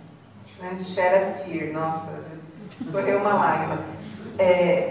Vejam como eles estão atrasados. A gente acha que não está dando certo, que não tem mais para onde correr, que a gente não está conseguindo mais fazer as coisas, que, sabe, só resta sair daqui e chorar ali no meio-fio. Não, eles estão aí com 20 anos de atraso. Eles estavam esperando que lá pelos anos 2000 eles conseguissem. Então, 20 anos e a gente está aqui conversando, se informando e pensando no que fazer politicamente para não deixar essas coisas acontecerem. Perderam os Estados Unidos. Eles estão longe de atingir essa meta, que não significa que eles vão jogar a toalha. Tá? É assim, imaginem 2 pugilistas no ringue, sabe?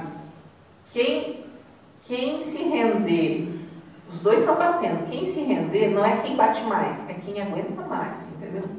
Quem aguentar mais, quem ficar primeiro perde. Então, a gente não pode se render, é isso, porque eles estão aqui, ó, anos 2000, não rolou, não aconteceu. Eles estão trabalhando, estão tentando implementar, mas não deu, 20 anos de atraso, sabe? Aí ele continua também, eu sonho que a Unesco irá estudar, eu sonho que todos os livros, manuais e professores de história incluam ao menos um capítulo final sobre a ONU, o que raramente acontece hoje. Aí, e essa foi uma objeção que me foi apresentada.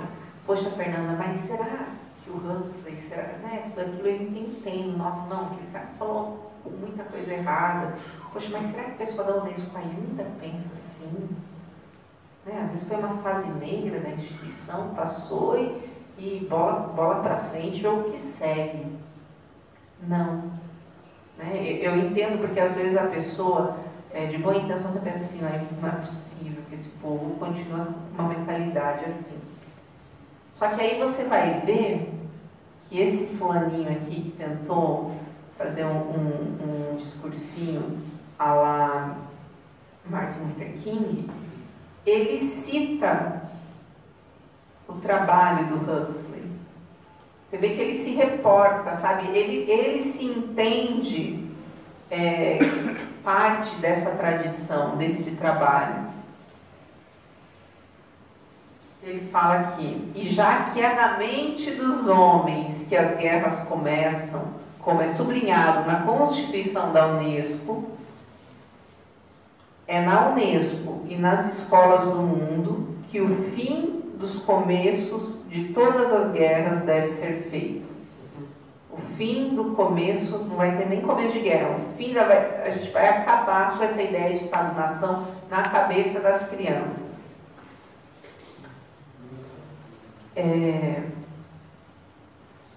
Aí, ele vai terminando, última página do pessoal. Aqui tem um livro dele, se chama Essays on Education. Tá? É esse aqui, ó, Essays in Education, de 1990. E ele cita, eu peguei e fiz um print screen para mostrar, porque às vezes a pessoa fala, será que é verdade? Não é verdade, está aqui. Aqui está a tradução. Eu vou ler para vocês, está aqui. Para além dos tumultos, das divisões e perplexidades de nosso tempo, a humanidade está lentamente encontrando seus caminhos, seus limites e seus novos códigos de comportamento, que irão abarcar todas as raças, nações, religiões e ideologias. Olha quão totalitário é esse negócio. Será um grande desafio para a nova geração. Gente, posso dar uma dica? Toda vez que esse povo fala que será um novo desafio, é porque vai jorrar sangue. Tá? Um novo desafio significa isso. Eu me lembro muito de um livro do Leonardo Boff, em que eu devia ter trazido, esqueci, em que ele fala mais ou menos isso, que é desse novo modelo, vai ser um novo desafio, vai ser um grande desafio para as novas gerações. É porque eles estão falando assim, a gente vai ter que, sabe, vai ter que quebrar alguns ovos para fazer um omelete. É isso que ele está falando. Então, aqui, dirá respeito não somente ao destino material do homem, mas também à sua vida mental e espiritual. O cumprimento do destino terrestre da pessoa humana, de sua felicidade durante sua curta vida, seu local na criação, depende em grande grau da sua compreensão da interligação nessa teia da vida, deveria ter colocado nessa teia vital, e a sua função nela. O ex-secretário-geral Hugh Grant, um professor, quando discutia esses problemas, sempre chegava à conclusão de que a educação tem as chaves para o futuro. Eu passei, esse é o último. É o último. Então,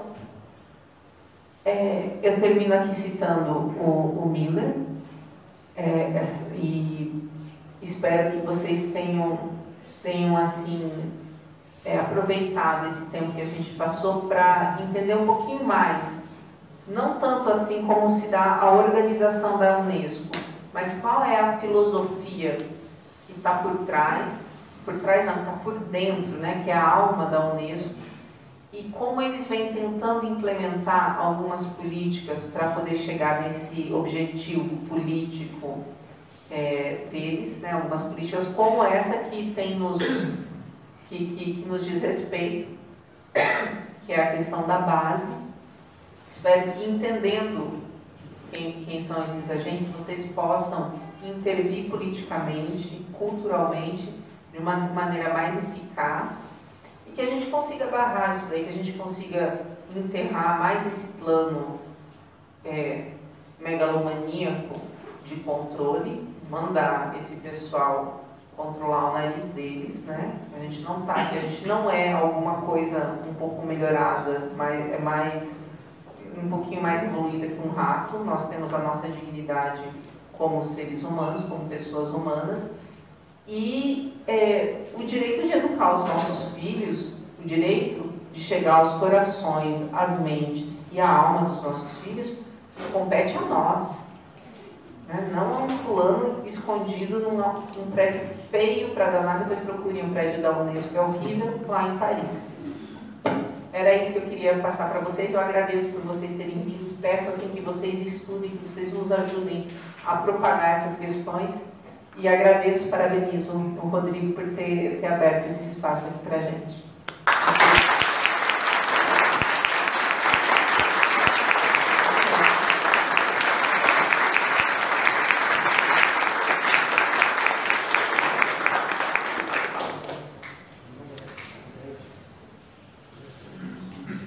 Bom, vamos abrir para as perguntas.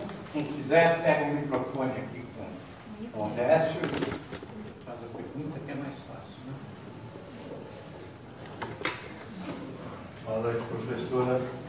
Em primeiro lugar, queria agradecer essa informação toda que você nos trouxe.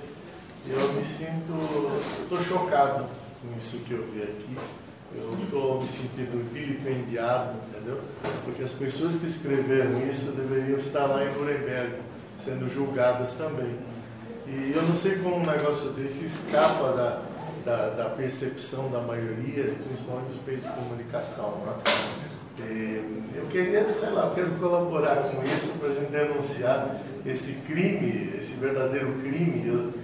Se eu pudesse ir lá pegar o cara agora, um já morreu, o outro já morreu também, né? Mas agradeço profundamente essa informação que você nos trouxe. Obrigado.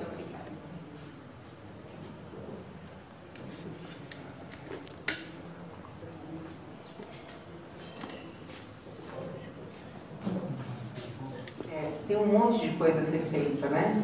Eu acho que, do mesmo jeito que a gente batalhou pela questão de gênero há 3 anos atrás, e olha, eu sei que desanima um pouco, porque você liga a TV, está lá a Fátima Bernardes vendendo salsicha e falando de ideologia de gênero. Né?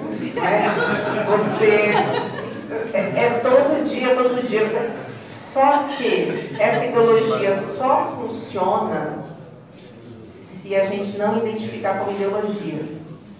Porque o que eu vejo, todo mundo está desculpa, saco cheio. Ninguém mais aguenta, todo mundo vê que essas coisas elas precisam ser assim, ter um quê de sedução, de nossa, mas só você não sabia que não dá para. E nós, assim, o que eu percebo é que o movimento no Brasil inteiro meio que vacinou as famílias brasileiras. Tanto é que está tendo denúncia, o professor está falando, não estou gostando, essas coisas são escandalosas. Mas não era para ser escandaloso, eles queriam que fossem aceitas. E o nosso escândalo é parte desse sistema imunológico que já foi colocado em nós. Por quê? Porque nós fizemos um trabalho de esclarecimento a respeito da questão de gênero, que não foi feito em outros lugares.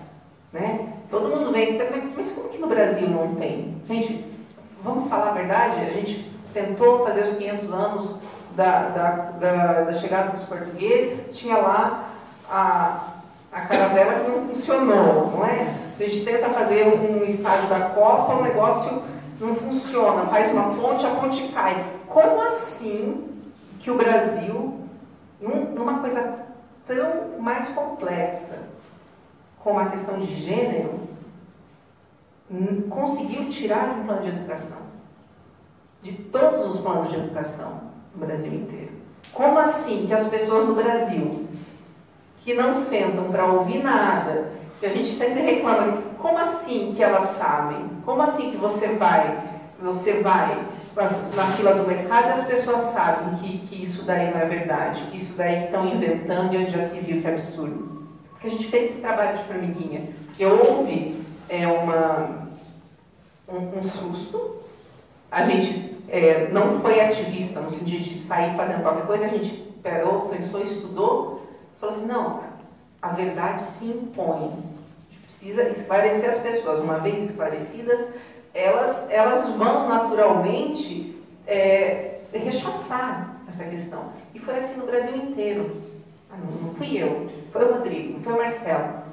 Foram as famílias. Então, essa questão, esse sentimento, essa sensação, esse ímpeto, essa vontade que você me fala, eu vejo muito no Brasil inteiro, onde a gente vai, as pessoas se movimentando.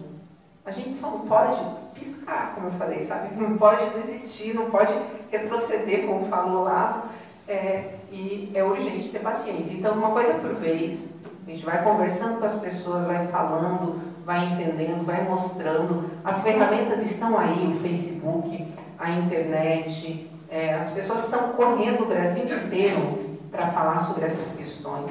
Tem pessoas alertando, as famílias estão pedindo, estão questionando. Então, para esse movimento, como o padre José falou, essa massa crítica na sociedade, se organizar e chegar aos políticos, é um pulo. Assim como é com a questão do aborto, assim como foi com a questão de gênero. Então, eu agradeço de fundo do coração, assim, muito mais porque eu tenho 2 filhos, eu me preocupo com isso, né? O senhor, eu não sei, deve ter também seus filhos um pouco mais crescidos, mas está pensando no bem da nação. Eu tenho uma coisa muito imediata, que são meus filhos, não é assim, alguma coisa um pouco mais longe, bem da nação. Não, são as minhas crianças. Tem nome, tem sobrenome, daria vida por elas. Então, eu fico muito feliz de ver que tem pessoas que estão se organizando, que se organizarão muito mais, isso aqui é só o começo. Para poder barrar, por favor. Escapou alguma pergunta que eu vim para fazer e acabei me empolgando com a minha indignação. Né? Sobre o PT ainda, a questão dos currículos, né? Era pior ainda, porque eles iam tirar a história, iam tirar a Grécia, iam tirar tudo. Parece que tinha melhorado, eu queria saber o pouquinho que melhorou, se melhorou, e se está tão péssimo assim ainda.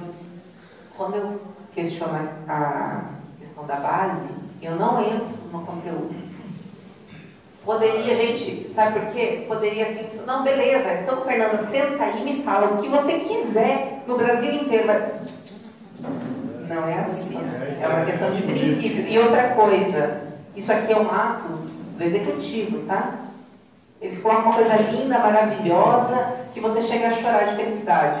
No outro dia, depois de aprovado, depois que todo mundo se desmobilizou, passou um ano, passou um semestre, eles vão lá e trocam tudo. Eu não quero que exista essa estrutura no ordenamento jurídico brasileiro.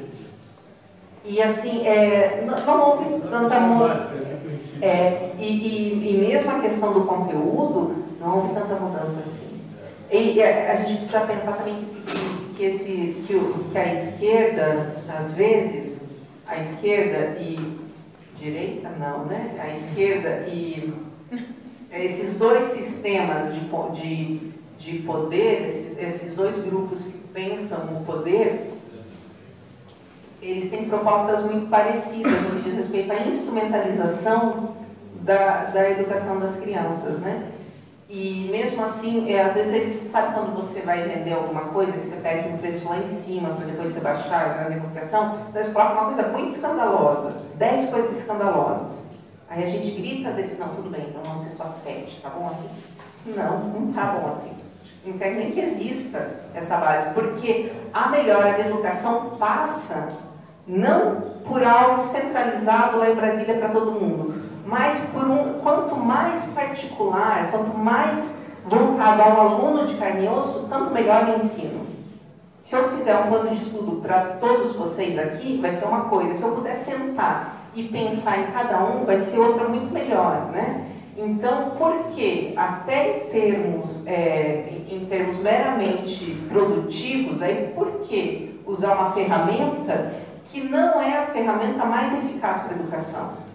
A não ser, como o padre José falou, que você pense na educação como um modo de doutrinar e de impor uma ideologia. Aí realmente você tem que centralizar tudo, guardar 7 chaves e só uma pessoa mexe nada. Mais ou menos isso, respondido.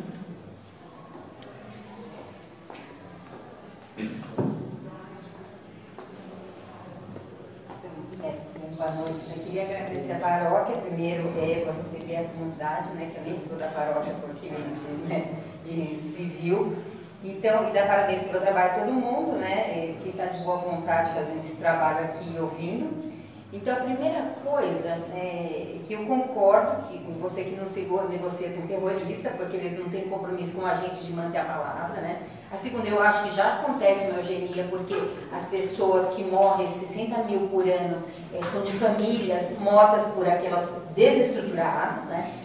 E as dúvidas, na verdade, são assim, uma dúvida e se você puder comentar. A primeira coisa é assim,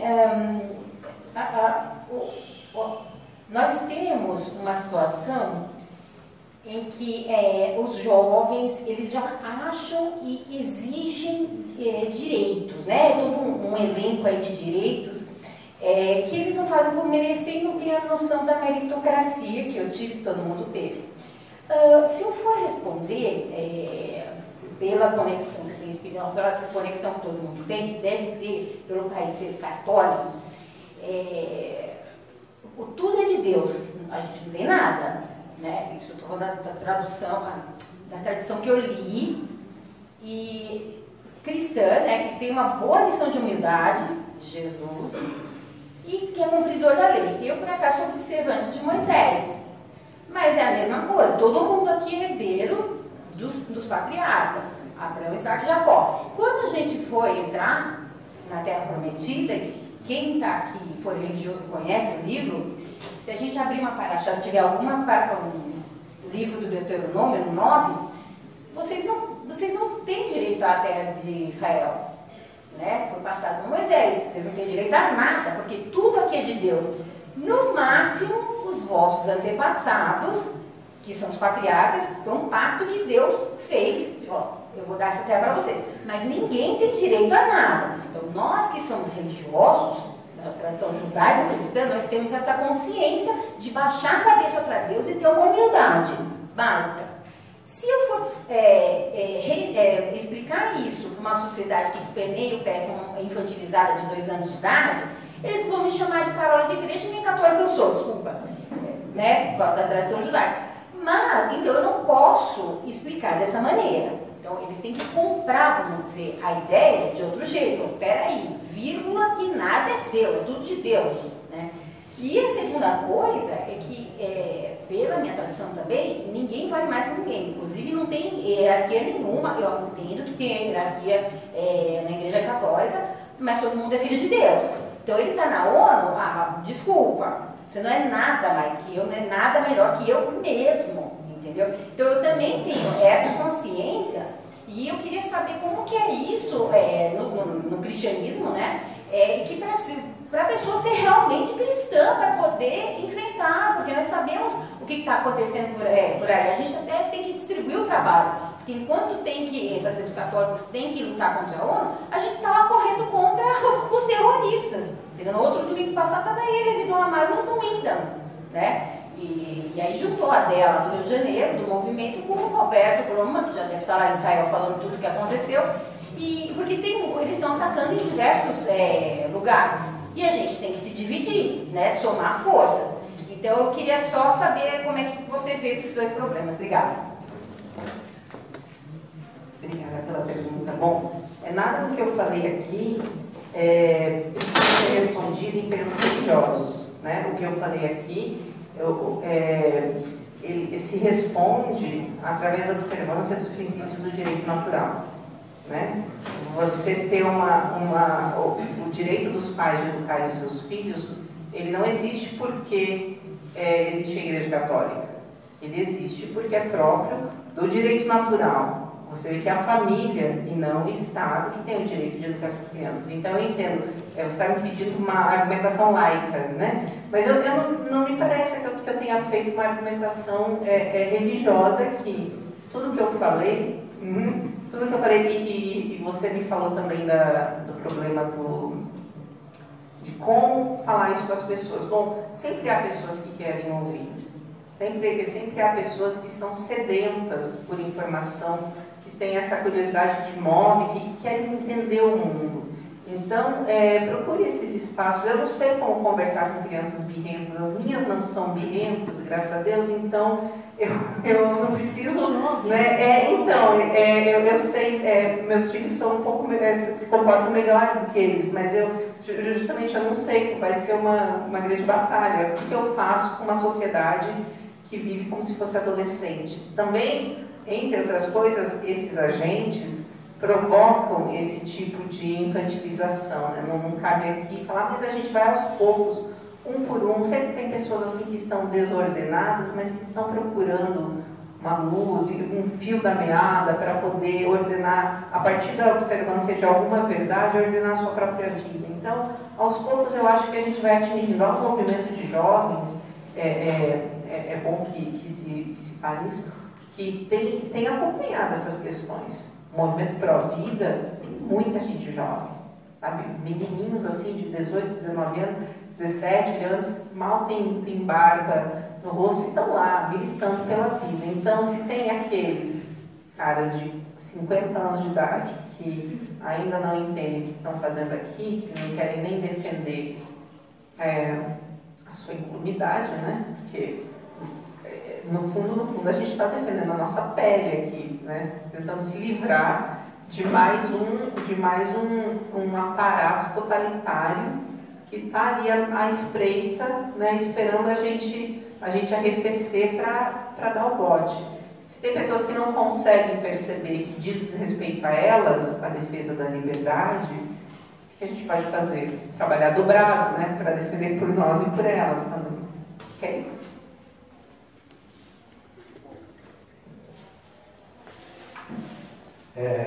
Boa noite, professora Fernanda. Boa noite, professor Rodrigo. Meu nome é Thales, eu sou lá de Jundiaí. Eu tenho 3 questionamentos. 2 são bem técnicos, então acho que você vai responder rapidamente, um pouco mais conceitual. De tudo que você exibiu para nós hoje, como está a Unesco hoje? Ela sente que ela está perdendo? Ou ela está de vento em popa e ninguém está segurando ela ainda? Ou nós estamos empatados nessa briga? A segunda pergunta, né? Não conseguimos nos Estados Unidos, vamos dar o Brasil como prêmio de consolação.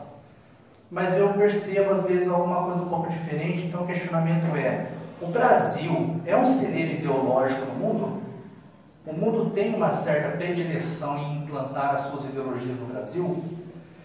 Quanto à base curricular comum, o direito de educação, primeiro, é dos pais. Isso é um tratado de direitos humanos, ratificado aqui pelas 2 casas, e tem força de emenda constitucional. Artigo 12. Isso. Sendo assim, há alguma ação aqui no Brasil de inconstitucionalidade disso tudo que está sendo tentado implantar aqui na nossa nação? Vai ser bem rapidinho, né? Eu não conheço nenhuma ação. Agora, o mesmo pacto que nos garante isso é o pacto que garante o direito do nascituro. Então a gente sabe que eles passam por cima e não fazem de conta que não é com eles. Por isso, me parece que, claro, é preciso tentar ganhar também a batalha no campo jurídico, mas sobretudo cultural e político, né? O que a gente tem feito agora. Eu acho temerário, de repente eu falo assim, eu tenho um pacto que me garante, o artigo 12 do Pacto de São José da Costa Rica, me garante o direito de educar meus filhos, então eu não vou fazer nada porque, afinal de contas, está lá garantido. A gente é o país das leis que não pegam, né? Então, e ainda mais com um judiciário. Mas a partir dele caberia. E eu acho que deveria ser feito também. De constitucionalidade. Exato. E agora você falou também da Unesco. Aí seria um outro momento para a gente conversar, porque há uma divisão. Quando a gente estuda a ONU, a ONU não é aquela coisa assim bonita, harmônica.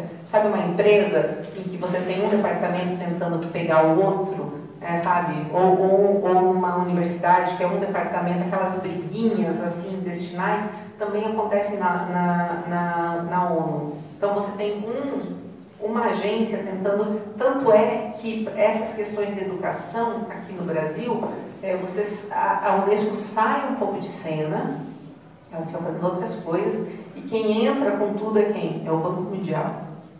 Sabe?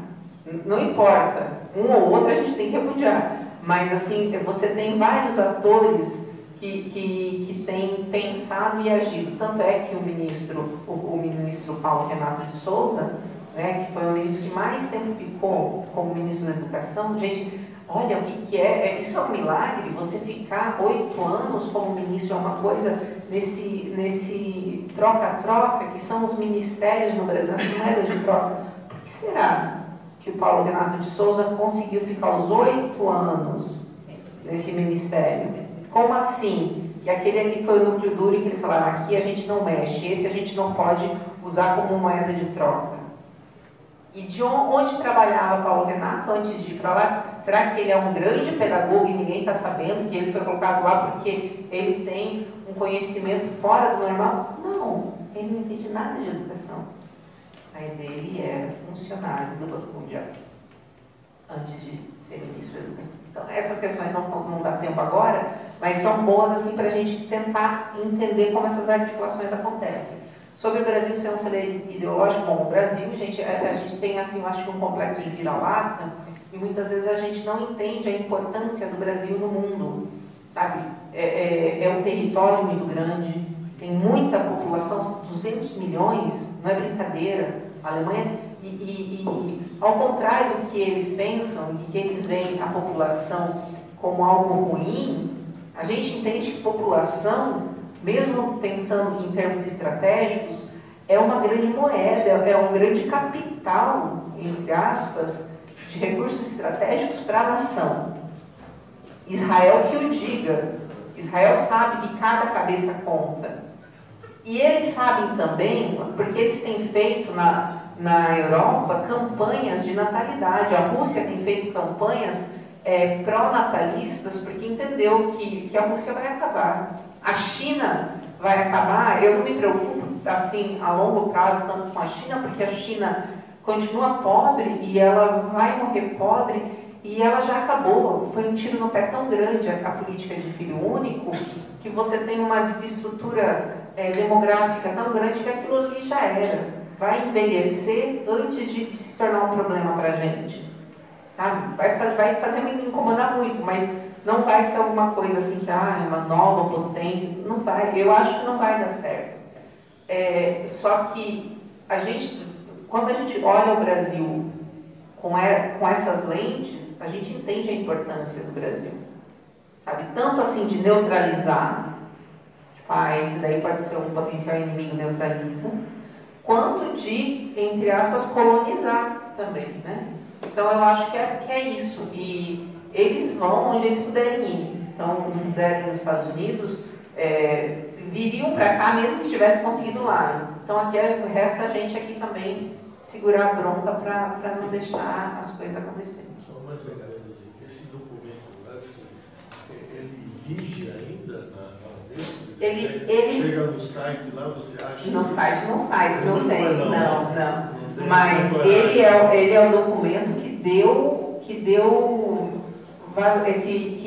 pariu, né? Foi a partir desse documento, da leitura desse texto base, que eles refletiram e pensaram e propuseram a Constituição da Unesco.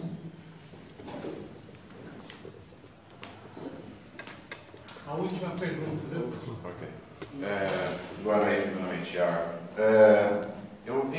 Veio na minha mente um questionamento quando a senhora falou sobre um grupo de pessoas aqui no Brasil que começaram a ter impaciência, a questão, por exemplo, quando você falou da ideologia de gênero dentro da base curricular, mesmo, né, o Brasil, que a gente sempre reclama, que são alienados e omissos à informação e ao conhecimento, etc. Eu presinto isso, mas eu também presinto algo que não sei se é proposital deles, um remédio para isso. É o seguinte: eu vejo as pessoas assim, eu penso de uma forma, mas eu não socializo essa forma que eu penso devido ao politicamente correto. Então eu acabo sendo induzido a relativar o meu pensamento para me adequar a uma sociedade, porque a gente somos humanos e temos precisamos ser social, participar de algo, mesmo que seja artificial, e projetado há décadas e décadas atrás. Será que essa volúpia contra a agenda da Unesco, essa politicamente correta, não seja um remédio da Unesco, de outros órgãos, para começar a abafar essa impaciência de um bloco de sociedade? É a polícia do pensamento, né? Politicamente correto é isso. É mais um porrete deles para feito aqueles ratinhos que tentam pegar comida e levam um choque, né? Politicamente correto é mais ou menos isso. Você falou de ativistas, né? Eu não acho que assim seja, que você precise necessariamente não fazer coisas. Eu acho que você precisa fazer coisas muito bem pensadas, né? De repente eu dei a impressão de que eu falei que não deveria ir para a rua, não deveria fazer protesto, sim, mas de repente a pessoa pensa que é isso. Eu falo que não, que só deve conversar. Gente, eu fui para a rua, sabe, quando eu vou para Brasília, a gente está lá enchendo a comissão. O que eu queria dizer, na verdade, é que você precisa fazer, seja lá o que for, mas precisa ser muito bem pensado. Não pode assim, chegou a primeira coisa que vem.